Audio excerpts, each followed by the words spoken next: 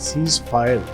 جو ایکسٹینڈ ہوا ہے اس کی ڈیٹ آگے بڑھائی گئی ہے امریکن اسٹیبلشمنٹ، امریکن انتظامیہ کی طرف سے، ڈونلڈ ٹرمپ کی طرف سے۔ کیا ان کے مذاکرات کامیاب ہو جائیں گے؟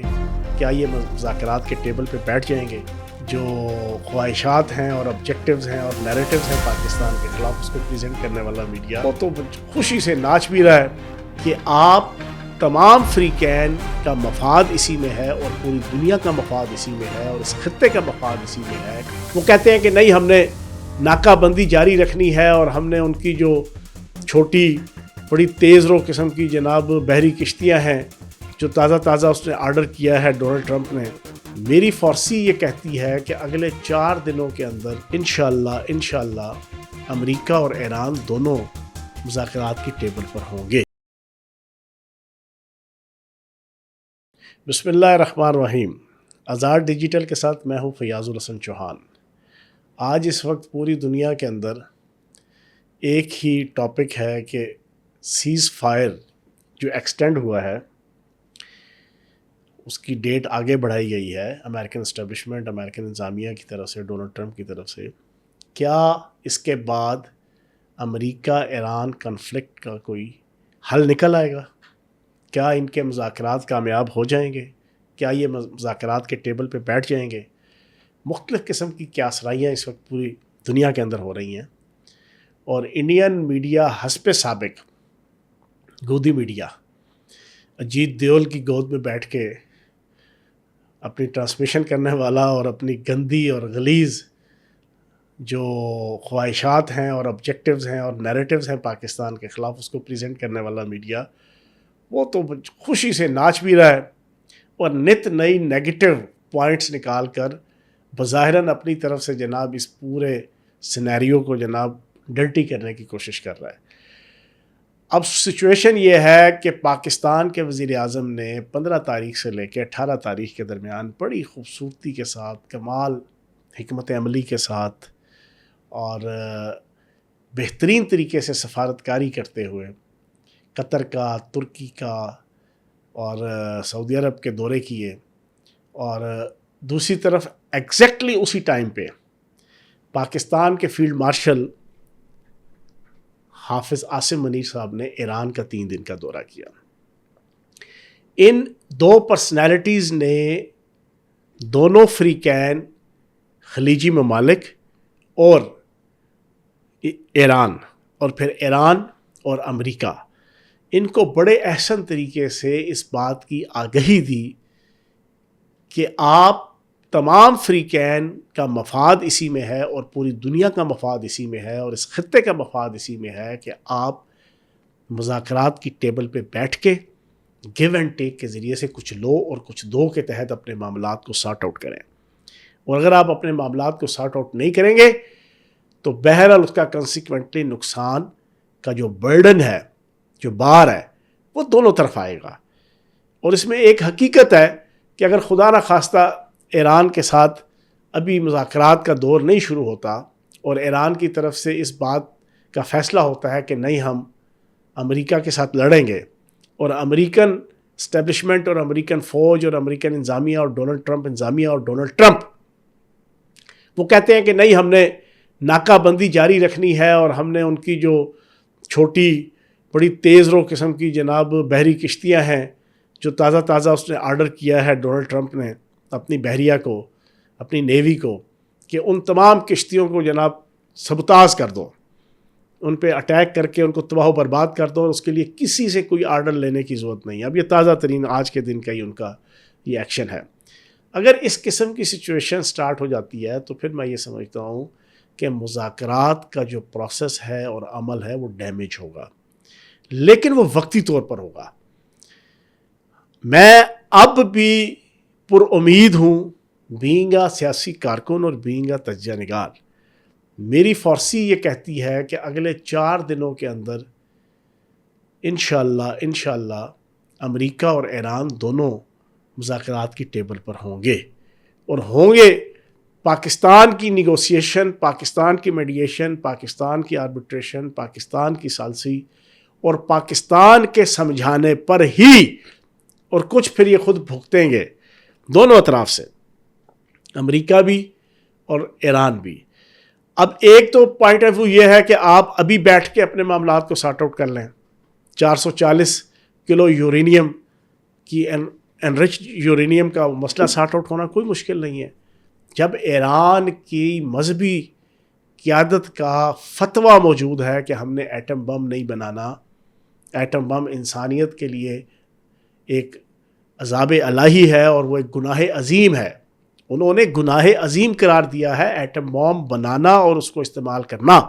تو جب آپ کا یہ فتویٰ موجود ہے اور آپ نے نہیں بنانا تو پھر آپ کیوں ضد کرتے ہیں؟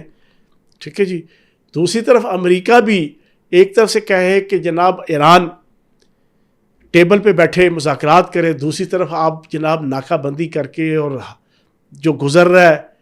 کوئی بحری جہاز یا ویسلز اس کو بھی جو نہیں بھی گزر رہا اس پہ جا کے آپ پنگے بازی شروع کر دیں، اس کو اٹیک کرنا شروع کر دیں، اور پھر روزانہ کبھی ٹویٹ کر کے، کبھی بڑکے مار کے، کبھی جناب بوسٹنگ اور پریٹنگ کر کے، اور کبھی ریئل میں اپنی نیوی اور بحریہ کو یہ آرڈر کریں کہ ہاں جی اب کوئی کشتی، کوئی چھوٹا بحری جہاز، کوئی جنگی بحری جہاز، کوئی جنگی بحری کشتی آپ کو نظر آئے اس پورے خلیج فارس کے اندر آبنائے ہرمز کے قریب قریب تو اس کو اڑا دیں. اب یہ وہ فیصلے ہیں دونوں اطراف کے جس کی وجہ سے مذاکرات کا جو پروسیس ہے اور مذاکرات کی جو پوری کی پوری ایک بیل ہے وہ مڈھیر نہیں چڑھ پا رہی. لیکن پاکستان نے اپنا پورا فرض ادا کیا ہے، اور انشاءاللہ مجھے امید ہے ہر درد دل رکھنے والے پاکستانی کو، ہر درد دل رکھنے والے انسان کو امید ہے کہ یہ معاملہ پرامن طریقے سے، یہ جو سیز فائر ہوا ہے غیر مہینہ مدت کے لیے، اسی کے اندر 29 تاریخ سے پہلے یہ معاملہ سارٹ آؤٹ ہو جائے گا. اب 29 تاریخ بھی کیا ہے؟ امریکہ کے آئین اور قانون کے مطابق کوئی بھی امریکن پریزیڈنٹ جب کسی ملک کے خلاف جنگ شروع کرتا ہے اور اس کو اتھارٹی ہے تو اس کے اوپر یہ ایک برڈن ہے کہ اس نے 2 مہینے کے اندر یا تو وہ جنگ ختم کر دینی ہے، جیسی مرضی تباہی اور بربادی کر کے، پاؤں ایٹم بم گرا کر، پاؤں جو مرضی کر کے وہ جناب اس کو ختم کرے. 2 مہینے کے اندر اگر اس نے وہ جنگ ختم کر لی تو اٹس اوکے. لیکن اگر 2 مہینے کے اندر وہ جنگ ختم نہ ہوئی تو اس کی پھر آپ کو کانگریس سے منظوری لینی پڑتی ہے. یہ ایک obligation ہے جو 29 تاریخ کو ختم ہو رہی ہے، وہ مدت 2 مہینے کی. تو ڈونلڈ ٹرمپ کو اس حوالے سے بھی تھوڑی سی جلدی ہے کہ وہ 29 سے پہلے وہ مذاکرات کو عملی جامہ پہنا کر، کوئی نہ کوئی کریڈٹ لے کر، جیت کی ٹرافی لے کر، چاہے وہ ادھی پلدھی ایران کے ہاتھ میں آئے ٹرافی، ادھی پلدھی امریکہ کے ہاتھ میں آئے، وہ یہاں سے نکل جائے اس جنگ سے. ادروائز پھر اس کو کانگریس سے جناب اس کی منظوری لینی پڑے گی. اور کانگریس کی اس وقت کی صورتحال یہ ہے دونوں ہاؤسز میں، آپ کی کانگریس کے اندر جناب امریکہ کے 440 کی جناب جو کانگریس ہے اس میں 217، 430 کی جو کانگریس ہے 217 ریپبلکنز کے ہیں اور 213 جو ہے وہ ڈیموکریٹس کے ہیں. اور سینٹ کے اندر 53 جناب ریپبلکنز کے ہیں، 45 جناب ڈیموکریٹس کے ہیں اور 2 آزاد ہیں. ابھی تازہ اسرائیل کو جناب $450 بلین کا اسلحہ دینے کا ایک بل پیش ہوا، تو بڑی مشکل سے آج سے 5 دن پہلے ٹرمپ انتظامیہ سینٹ کے اندر اس کو منظور کروا پائی، وہ بھی کوئی 52 اور جناب کوئی 47 کے ریشو کے ساتھ بڑی مشکل سے جناب ان کے پاس کیا. اب ان کو یہ بھی ایک ڈر اور خوف ہے کہ اس جنگ کے خلاف کوئی ایسا ایشو نہ بن جائے کہ ہمیں کانگریس سے منظوری نہ ہو سکے. تو یہ کچھ ٹینشنز ہیں. اور ایران کے حوالے سے یہ ہے کہ ایران کو چائنا کی طرف سے، رشیا کی طرف سے ایک ایسی سپورٹ ہے کہ جس کی بنیاد پہ ان کے پاسداران انقلاب یہ سمجھتے ہیں کہ شاید ہم مزید امریکہ کو ناکو چنے چبوا سکتے ہیں، جو انہوں نے پچھلے 50 دنوں میں ناکو چنے چبوائے. یہ حقیقت ہے. تو یہ وہ مختلف قسم کی چیزیں ہیں جس کی بنیاد پر دونوں جناب فریقین وہ کسی اینڈ رزلٹ پہ آنے کو تیار نہیں ہو پا رہے. اگر کوئی آنا چاہتا بھی ہے تو اپنے عمل کے ذریعے سے وہ اس چیز کو ثابت نہیں کر پا رہا. لیکن پاکستان نے جو کردار ادا کرنا تھا، وزیر اعظم پاکستان شہباز شریف نے جو کردار ادا کرنا تھا، فیلڈ مارشل حافظ سید آصم منیر نے جو کردار ادا کرنا تھا وہ انتہائی پازیٹیو، انتہائی افیکٹو، بڑی خوبصورتی کے ساتھ مسلمان ممالک کو آپس میں لڑنے سے بچانے کے لیے، خلیجی ممالک اور ایران کا ایک دوسرے کے خلاف تباہی و بربادی کا ماحول گرم کرنے سے بچانے کے لیے جو کردار تھا وہ ساری دنیا نے دیکھا ہے، اور وہ کوئی ڈھکا چھپا نہیں ہے، کسی قسم کا کنسیلڈ نہیں ہے، خفیہ نہیں ہے، سیکرٹ نہیں ہے، بلکہ ریویلڈ ہے، اوپن ہے،